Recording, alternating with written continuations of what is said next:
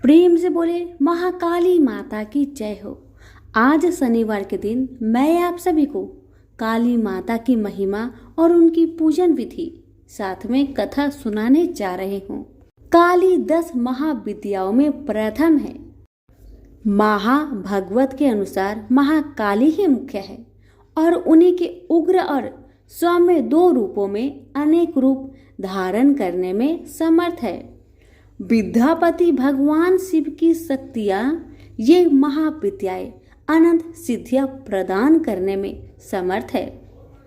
दार्शनिक दृष्टि से भी काल तत्व की प्रधानता सर्वोपरि है, इसलिए महाकाली या काली ही समस्त विद्याओं की आदि है, अर्थात उनकी विद्यामय विभूतियां ही महाविद्याएं हैं।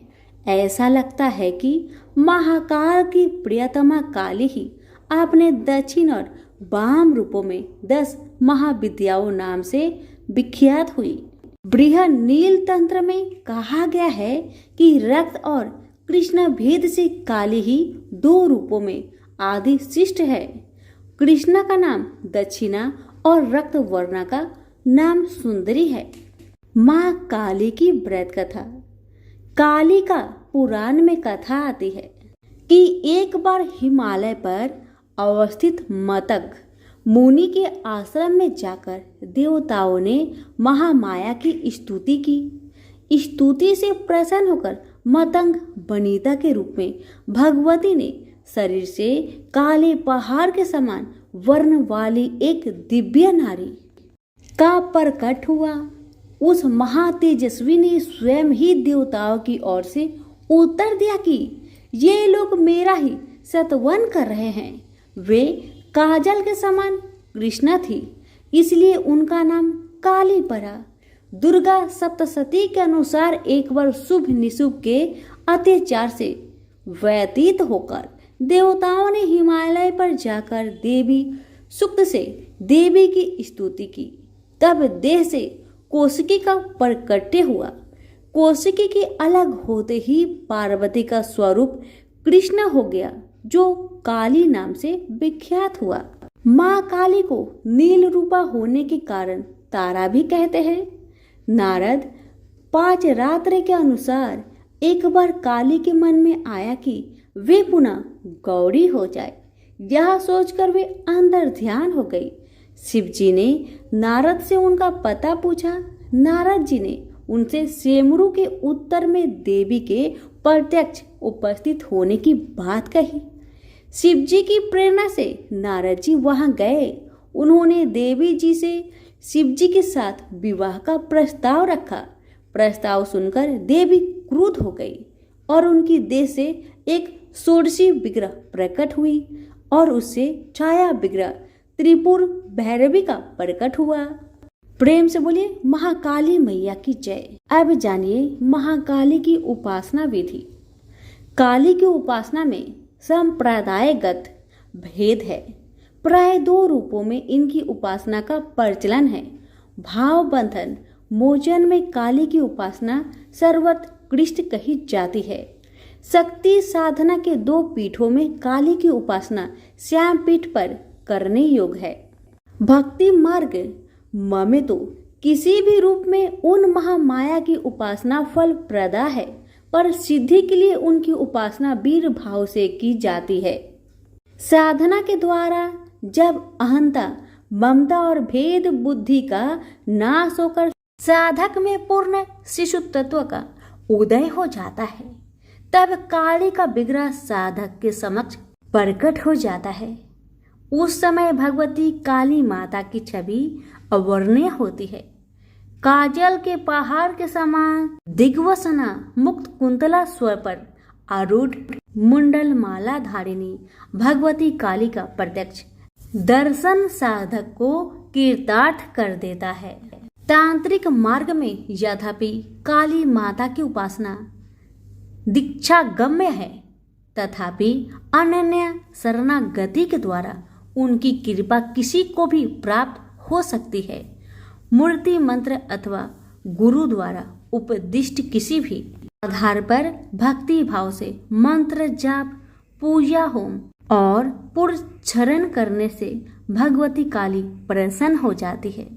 उनकी प्रसन्नता से साधक को सहज ही संपूर्ण अभिष्टों की प्राप्ति हो जाती है। प्रेम से बोलिए महाकाली मैया की जय हो। माता रानी की कृपा सभी भक्तों पर सदा बनी रहे। हिंदू धर्म में माँ काली का प्रमुख स्थान है। काली का अर्थ है समय और काल। ऐसा माना जाता है कि उनकी उत्पत्ति समय और काल पापियों के नाश के लिए हुई थी।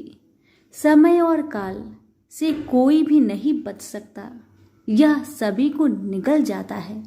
माता पार्वती ने यह भयानक रूप पापियों के विनाश के लिए धारण किया था। माँ काली पापियों के लिए विनाश है और अपने भक्तों के लिए प्रेम से भरी हुई है। जो भी प्राणी सच्चे मन से माँ की भक्ति करता है, माँ उसे मनोवांछित फल देती है। माँ काली की कथा। एक समय दारुक नाम के पापी असुर ने ब्रह्मा जी को परेशान करने लगा। वह उन पर अत्याचार करने लगा। धार्मिक अनुष्ठान यज्ञ बंद करवा दिए गए और स्वर्गलोक को चला गया। सभी देवता विचलित होकर ब्रह्मा जी और विष्णु जी के पास सहायता मांगने के लिए चले।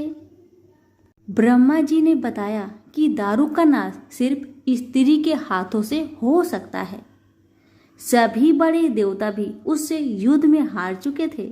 अंत में यह निश्चय किया गया कि दारुक का वध भगवान शिव की पत्नी माता पार्वती करेगी।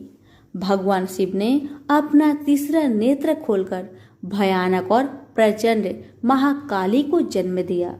उनका शरीर काले रंग का था और माँ काली के माथे पर तीसरा नेत्र और चंद्र रेखा भी, उनके हाथों में त्रिशूल और कई प्रकार के अस्त्र शस्त्र थे।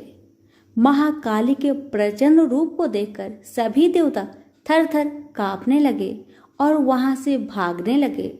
युद्ध में दारुक महाकाली से पराजित हुआ और इस तरह उस दुष्ट का अंत हुआ। महाकाली के भयानक रूप से चारों तरफ अग्नि की भयानक लपटें उत्पन्न हो गई।